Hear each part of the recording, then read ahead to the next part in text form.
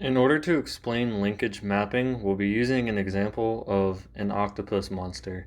At loci 1 on the very left, we're going to have my wallet representing the dominant rectangular body shape, and then a speaker representing a circular body shape, which is recessive.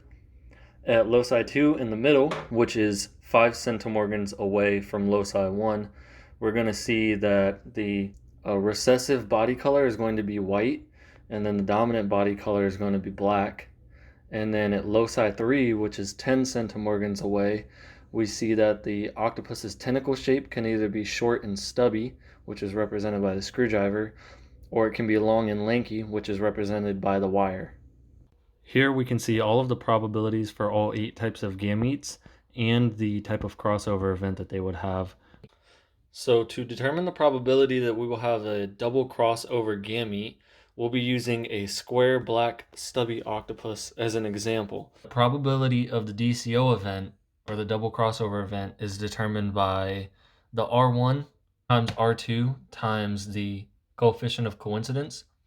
So that's going to be 0.05 because our 5 centimorgans turns into a probability of 0.05.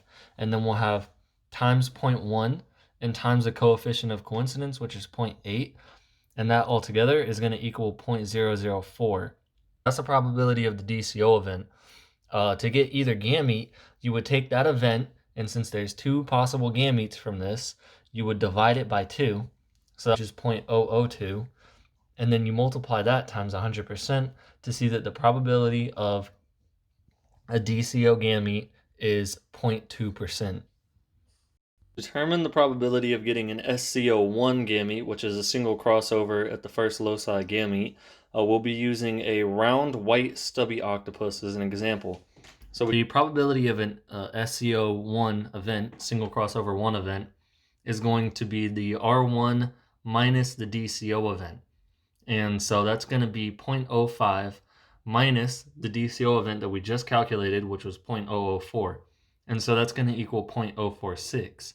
Now, remember that in order to get the probability for our gamete, we have to take the probability of the event and divide it by 2 since there's 2 possible gametes.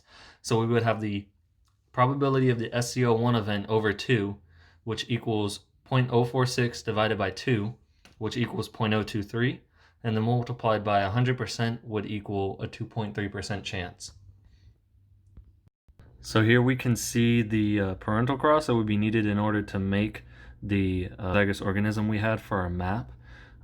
So you can see that when the parent on the left and the parent on the right separate into gametes and then combine their gametes together, they would make the organism on the bottom, which correlates with the map we saw earlier in the video. Sources for the video